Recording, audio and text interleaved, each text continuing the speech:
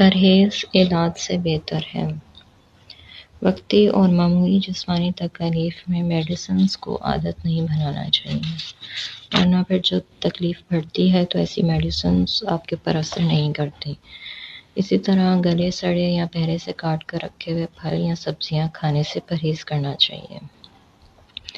اور کوئی بھی حرام کنزر چیزوں سے علاج کرنا یا انہیں میڈیسنز کے طور پر استعمال کرنا بھی اسلام میں ممنوع ہے، جیسے شراب، حرام جانور کا کوئی عضو، جیسے لوگ استعمال کرتے ہیں ہارٹ کے لیے، ہارٹ لے لیتے ہیں یا کڈنی لے لیتے ہیں کسی جانور کا اور اس کا ٹرانسپلانٹ کر دیتے ہیں، یا کسی حرام جانور کا یا ذبیحے کا خون کوئی جانور ذبح کیا اور اس کے خون سے علاج کیا۔